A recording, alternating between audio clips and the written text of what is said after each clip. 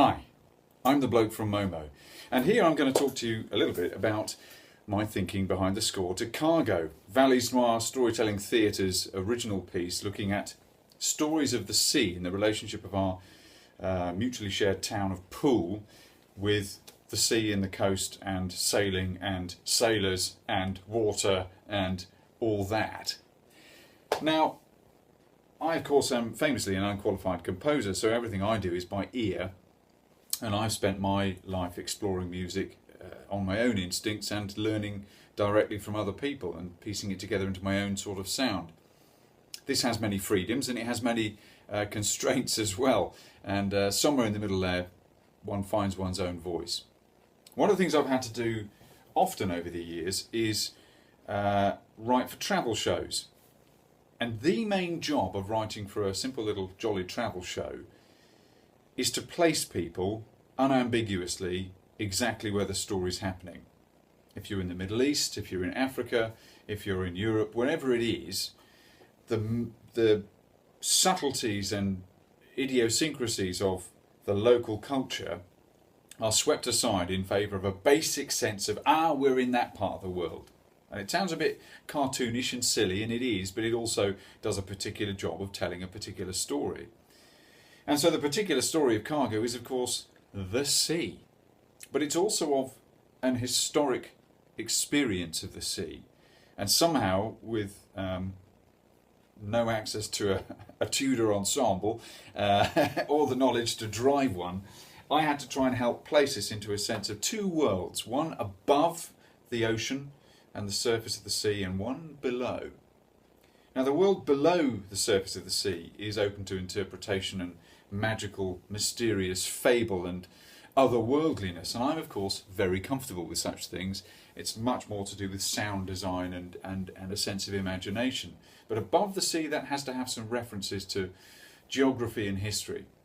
So where did I start? Well, this is all very simple, but you might find it intriguing. The thing that came to me first was one little riff that has become the motif basis for everything. And if you've got any kind of musical ear, you'll hear it immediately. It's very simple. I started off with this.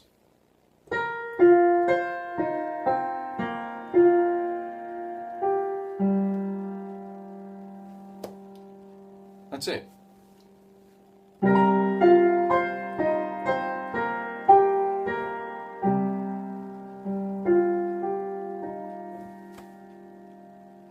It just sounded somehow otherworldly. When I first played it, it was on quite a spacey kind of sound effect, and I felt below the water. But then he started to talk to me of a particular kind of tune, and it became, one of the first things we had was what we were referring to as the Merman's hymn. He's a character below the sea. It told a lot of the story of Cargo to the children's and schools visits, and it simply became this.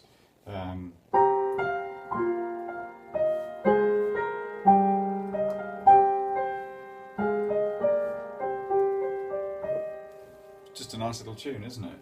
And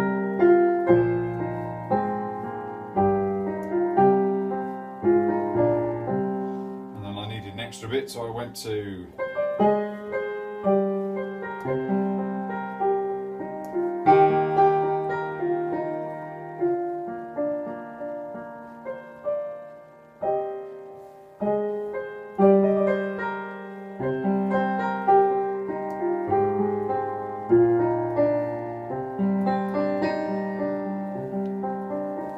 Now, I just followed my ear there from a starting point, but the starting point felt right. It felt a bit below the sea. And why did that feel right? Because this thing here, what is this doing?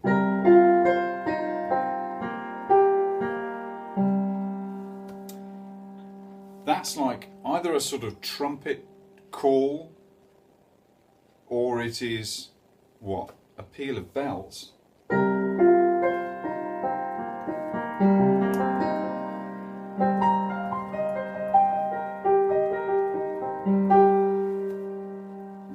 How does a peal of bells sound like it does? Well, it's because, of course, these big cast metal things are tuned each to a particular tone, campanology, folks, and then they're fixed, and so they tend, certainly in church bells, when you've got, I don't know how many groups you'd have, 6, 8, depends on how big the church is. they're all tuned to a major scale because that just sounds happy. So if we did C major, there you go, they'd be a kind of, no, let's do B flat major. They'd be,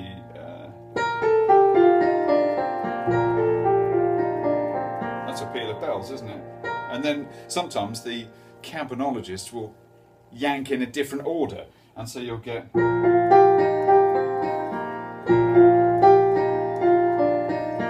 whatever it is, however they do it.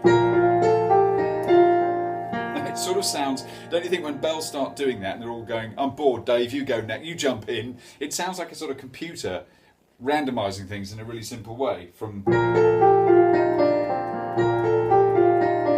this is a,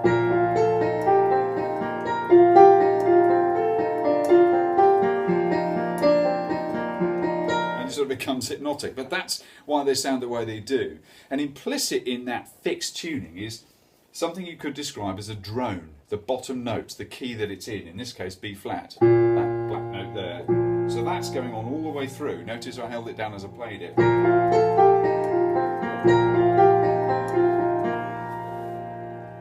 Why does that, to your ear, give it a slightly historic sort of sound? Well, that's intriguing, isn't it? And this is no lesson in proper music history, but what I have gleaned and what we all kind of know without necessarily putting labels on it. In order to write something, in this case for cargo, something based somewhere around Tudor times, 1600s, I had to think, well, how was music made in those times? And part of a way to look at it is imagine what came just before. Now here's a musical sound that you'll really recognise and you'll go, oh, it sounds like Cadfile, mate. Cadfile. Unless you're too young to know what Cadfile was, TV show about a monk detective. Yeah, I know, an actual thing. Surprisingly watchable. But monks, men looking very comfortable in smelly looking sandals and hessian, digging up root vegetables, presumably before they're all slaughtered by people on horseback for some nefarious reason, tend to sound like this. And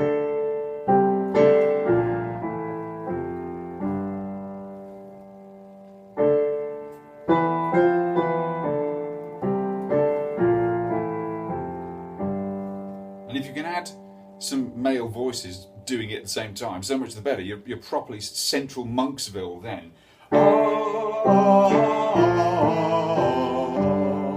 Know what I'm saying? Now, why does that sound like, you know, Dark Ages, Middle Ages, whatever that is, this woefully inaccurate historic and musical terms that nonetheless places us immediately and that composers have reached for cheaply over decades, much like me. Hi. It's for two reasons, I think. One is the consecutive fifth run there in the scale. Consecutive fifth, right. In a scale you have, as you will probably know, but you may not, you have a series of what's called tones, notes, whole tones. And so in this minor key of D minor, because it starts on a D, you get, there are the first five notes. And what happened in medieval music was that they tended to stick to the first and the fifth, effectively. And they just do that. So when you just simply play that, those two notes together, you're already riding toward a castle, aren't you? Which you know is just a matte painting on a hill that fall over backwards. Forsooth, my good man, yonder castle. Yes, the Baron, he lives there. Yeah, I'm just doing two notes, that's it, together. And then when you put them together consecutively, i.e. one after the other, and hold that basic, the claw shape, the same configuration of chord, and put them next to each other, it sounds good. It just sounds like, then. There's another element that is conspicuous in making that sound the way it is, and it's an historic element. It's something that's missing, that our modern ear is very used to hearing, and at the time, intriguingly, so I'm led to believe, was seen by the predominant powers of the time, i.e. the church in Europe, as dangerous. For whilst this all sounds, it sounds distant, doesn't it? It sounds reverential because it's clandestine and theological sounding. It's about a distant spirituality. The language of God and life and death was everywhere in centuries past here in Europe. And God was largely distant, and you could only talk to him through priests. Interesting power structure set up there, isn't it? Not got much to do with the Bible, actually, as far as I know, but anyway. So these handy priests would turn up and talk to God on your behalf because God was so very distant and bookish. And only the bookish and learned can speak to God, for God is holy, and thou art a scumbag. Now I added an extra note at the end there, which immediately made it sound what? Slightly folkier. Because what is missing? It's the third note in the scale, which takes us from this to this. Ooh! What's that? There's the third note, da da da, in D minor. Suddenly you've got what? Emotion. Holy cow. Emotion is the stuff of flesh. It's the stuff of the earth. It's the stuff of humanity. It's the stuff of our feelings and thoughts. It's the stuff of a willful, sinful, influential, influenceable, fallen creature. That's beginning to ask questions, isn't it? And now imagine this is played on a strummed instrument, a lute, over and over like a basic rhythm. Now to my ear that gave me the beginnings of what sounds like a very, very horrifically generic Tudor court.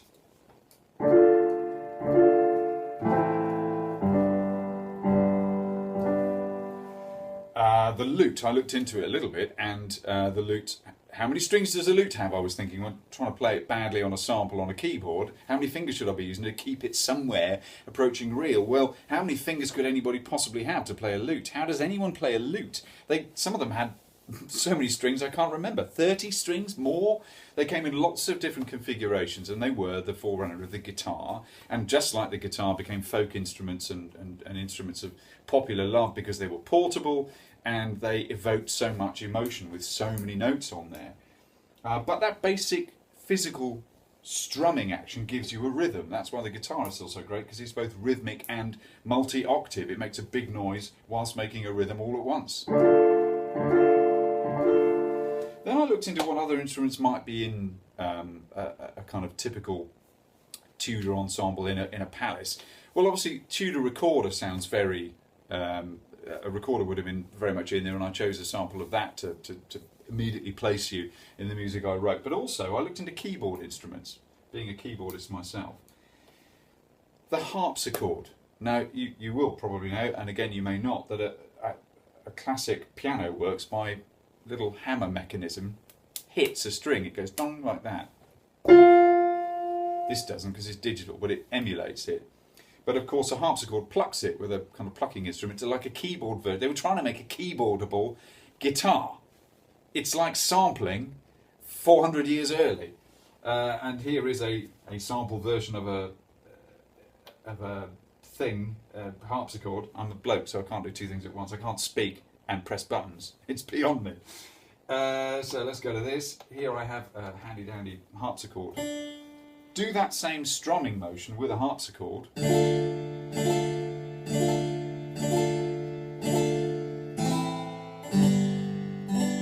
And you're suddenly somewhere about 400 years ago, aren't you? And sure enough, harpsichords were around then. Absolutely they were. I tend to think of that sound as the sound of Bach, the god of orchestral music from sort of 1700s. And he certainly did amazing things with harpsichords, but actually it was a well-established instrument by then. So I simply used a harpsichord sound and a lute sound, and then let my ear, as mine naturally tends to do, just hear a little tune.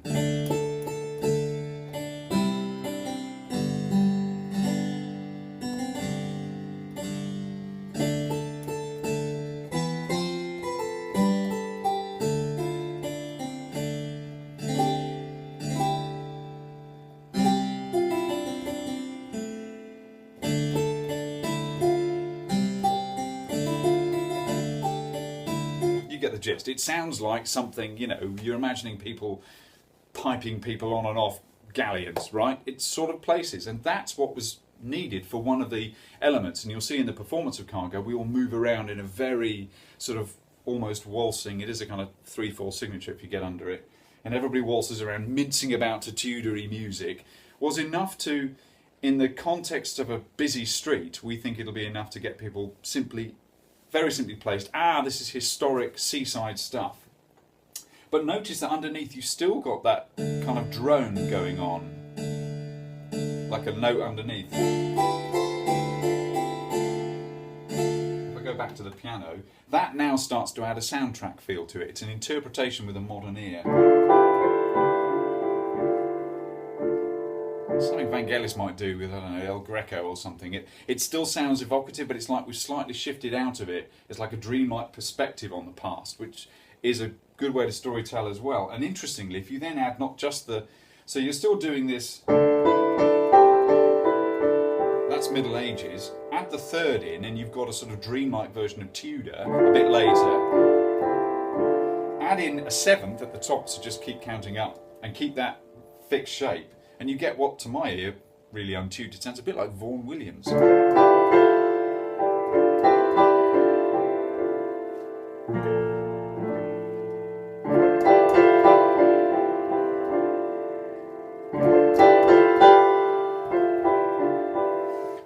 What was Vaughan Williams doing? He was, at a time of mechanised, industrial, profound change across Europe and the world, effectively, a dehumanising time of questioning everything. He and similar composers of his age were harking back to a romantic view of old Albion. They went to old folk songs and tried to reinterpret them with a modern arrangement of the orchestra and put in all these lush harmonies. But underneath it is still that drone. Now, this isn't a piece of Vaughan Williams, don't be silly, you know, it's not the lark ascending or anything, it's just something about this very simple consecutive sevenths sounds kind of like a lush moment in some beautiful orchestration of something that is a modern looking back to the past. And all this sort of is instinctively in our heads, whether we realise it or not, and was in mine when I came to do this. But you've also got the sea, the movement of the sea. This isn't just about history. So from my little kind of... which incidentally is like a peal of bells but has a more interesting thought, because for two reasons. One, it's in a minor key. Two, it's a key overlaid on another effectively. The drone is in C, which could be major or minor. It's not, it's just a drone, first and fifth, historic. But that peal of bells is actually B flat, major. So I'm doing that with the C in the bass with...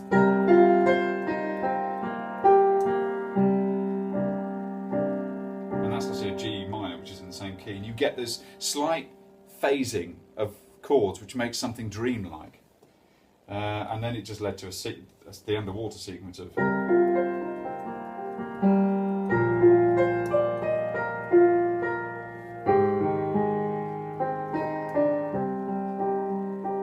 and that's just C minor, and then when you put the B flat over it, suddenly something more interesting. Bells, a call of the sea, some bell tolling underwater. Oh, it's evocative, isn't it? The stories from underneath, where the Merman, this figure that Valise Noire brought to tell a lot of the story to the kids in particular. It's evocative. Now I'm ready to tell my tales, as he says in one of his poems. Are you ready to listen? Like a voice from under the sea, voices from under the sea, history calling to us from our relationship with the sea. So it has to have a kind of folky edge in a way. But it also has to sound like our version of the sea, and so from that I went to a really old kind of easy arpeggiated way of sounding like the sea.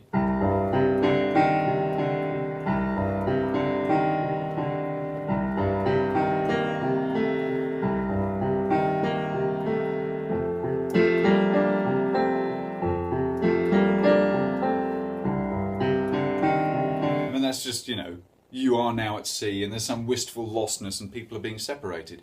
It might be corny and I've done 1,000 times, but it places you straight away, and it also just stuck in my head, and it does sound kind of lovely. And it turned into the song of the Merman, which is like this.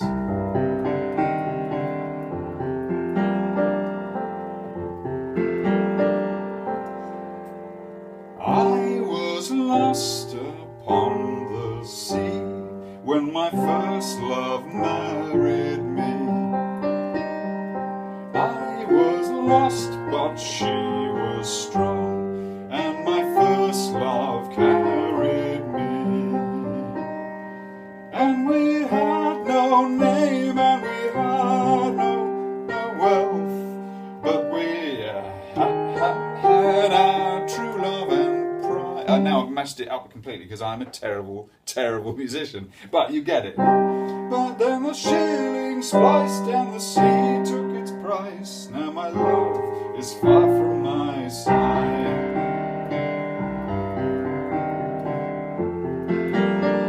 Now, although I played that terribly and didn't exactly bring it alive, you get the point that you suddenly got these kind of, there's a sense of history because of that drone going on underneath, and that bell pealing is like something coming from under the water.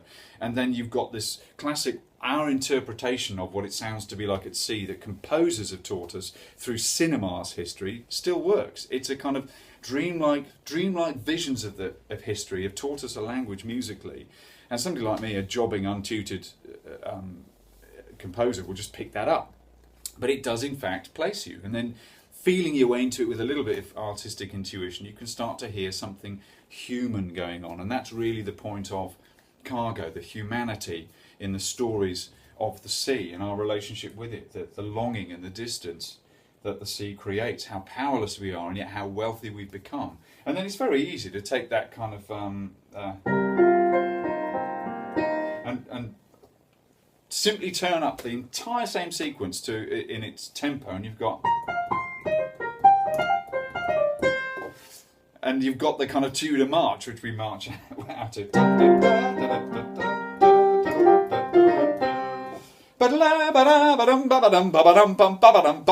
We shall go to sea and seek our fortune and be sent there politically.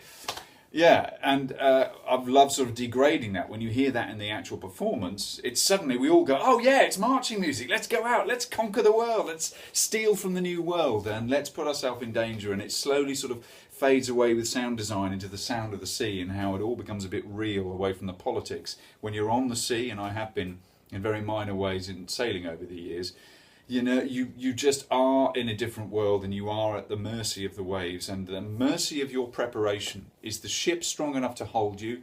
And just as important is the discipline and training of the crew strong enough to deal with anything that comes at you. And in those earlier years, so much was hit and miss. Last night on the quay, when we met Queen Galadriel, the ship that the little pocket ship we're using as our prop, very expensive prop coming in that we disembarked from to begin the performance of Cargo. Next to it is a replica of Magellan's ship, the Vittoria, and or at least that's what this one's named. And somebody called Vittoria, who coincidentally is serving on it and taking a skipper licence soon from Cadiz. I think the ship put out from Cadiz. She was saying that of the 5 ships in Magellan's fleet, only this small one came back. 4 of them, and the bigger ships, were lost. Now, I'd have to look into that, but that was her tale from last night. And it serves a purpose, just reminding us the general truth that these big, beautiful, imposing ships were actually pocket-sized, really, against raging seas. Could the engineering of timber and could the engineering of mind get us all the way across the Atlantic and then all the way across the Pacific, and in such a regular way that they could trade and bring wealth? Well, somehow humans did it, but at what cost?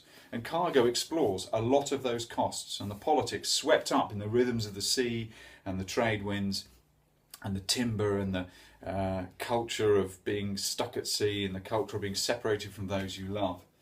But of course there is, I suppose the last thing is simply the Bring Up the Merman song, which you might have heard, which kids absolutely love, and being overgrown kids, we kind of did. I first of all wanted to get a sense of life on the quay with a little kind of sample of something that just sounded generically ethnic and European. And I came up, I think, with this little riff, if I can remember it.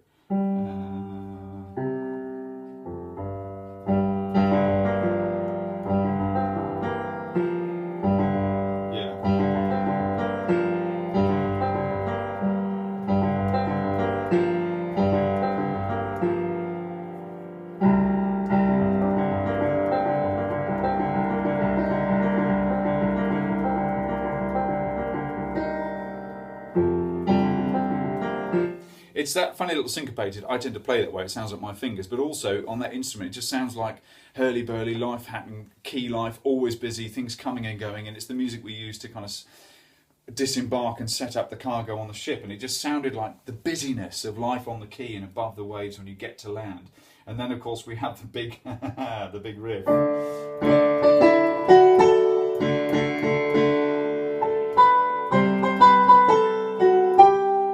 Listen to the waves. Listen to the waves. The water needs to be safe. Take the murky clear, so make the mighty fearsome waves. The love will also be safe.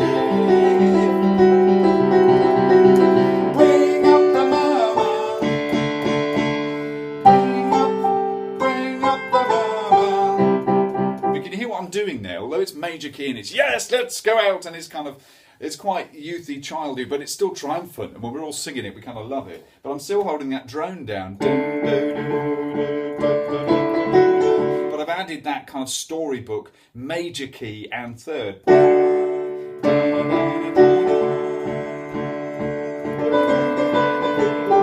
if I hold the drone down, it really sounds folky.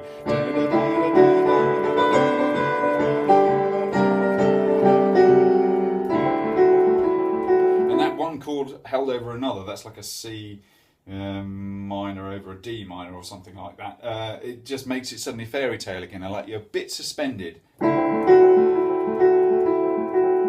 a drone shot over the scene of the humanity below. So I mean, those are some of the themes and things that I've put into simply writing the score. Yes, it's really simple because I'm really simple. Yes, I've used my ear the way I always do and just written little memorable melodies. And yes, it's a bit, you know, you could say it's a bit overly prescriptive, and we've got a kind of digital mix that combines sounds of the sea and some really much more sound designy things towards the end when we go below the surface. But the starting point for me often is a kind of core motif that I can pull apart and change into other things. And under this, although I'm very, very untutored and always am in everything I do, that also gives me a certain freedom to just go with what feels good, which in the end is what you're supposed to do. Especially when trying to place people into a particular sense of things happening. And within these little shifts of attention, and attention is the word that we need to grab in a public space like a festival on a quayside, doing the obvious can be the way to start that. But there is something truthful emotionally underneath all that I've half felt instinctively and half looked into as a little bit of research. And the end result, whilst it's this tiny little pocket thing, and with a little bit of embellishment, sounds a bit like, you know, Pirates of the Caribbean in the middle or something, but really, really in a kind of basic way, does give the basic sense of storytelling here that especially is good for kids, but that all of us can relate to. So I thought you might enjoy a little kind of glimpse into the way my brain works, and that's typical of the sort of stuff that I would do. And to take it from there into bits of sound design that are weirder and less melodic and prescriptive, but built on that thinking. It's having that thread of reasoning underneath is what makes my nerd brain happy when I'm then doing things that makes my heart happy, and little melodies like that. So I hope you enjoy that. Momotempo doing Cargo.